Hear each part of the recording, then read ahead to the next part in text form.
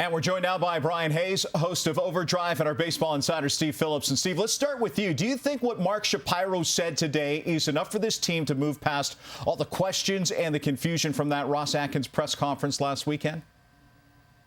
Well, I think Mark Shapiro did a great job. Very professional. He's a great listener. That's always been one of his strongest attributes. And he had some time to listen to what the fans are saying, what the players have said, what Ross Atkins said. And he came in as the cleanup man. And he did. He clarified a lot of different things with the way the process goes and the impact. And he acknowledged weakness and mistakes on behalf of the organization of the front office. And it's not really what Ross Atkins did. That being said, you can't unring the bell. And I think fans have a perception of the organization of the front office. I think the players do. And it's going to take winning to change that. A press conference isn't going to change that perception. They have their work cut out for them. Yeah, you mentioned the experience of Shapiro, and it was certainly on display today, without question. And it's been on display, I think, the last 5 days. Because Atkins spoke on Saturday morning. Shapiro speaks on Thursday morning. He allowed the marketplace to settle down a little bit, but he made the determination. Atkins is returning. Schneider's returning. So he had to come back and support his guys. He did that publicly. I think that was to be expected. But I think Mark Shapiro, Ross Atkins, the Blue Jays in general understand this fan base is not happy, and they're likely not going to be happy unless there are improvements made during the offseason. That could not change this morning with Mark Shapiro.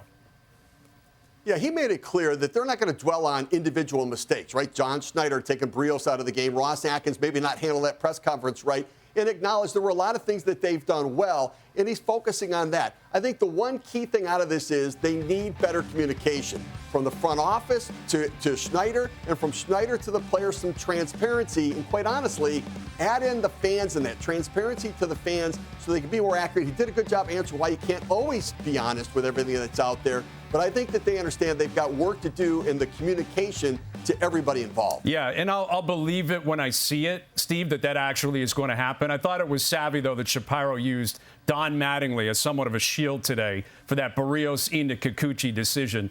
Everyone understands his history, his reputation. That was a pretty savvy move by Shapiro. And it kind of fits the narrative of how disjointed this whole season has seemed for the Toronto Blue Jays. You know, on the weekend, we learned that manager John Schneider is going to be returning.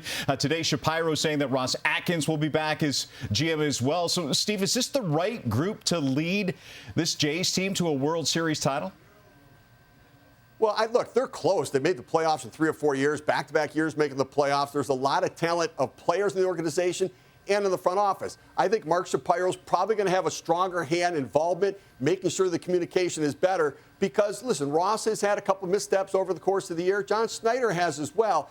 But I believe in continuity, too. And he made a point of that. Making change for the sake of change, bringing somebody else in, you end up having to do some of the things over again.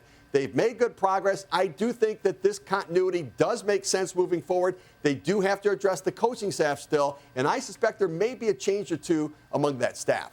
Well, that is definitely going to happen. I think most people are bracing for that, Steve, but this is going into year 9 now. Year 9, Corey and Steve, that is a long time for a front office to have that amount of opportunity to turn things around. And I think if you're a Blue Jay fan right now, you do not have confidence that the Shapiro, Atkins, Schneider triumphant will make this a World Series competitive team. They are a good team. At times, a very good team. They do not look like a great team. And yes, they've been in the playoffs three of the last 4 years, but this was the most frustrating. This was the most telling, and they undoubtedly took a step back this year. They better take a big step forward next year, or I think it will be very loud in this market demanding change.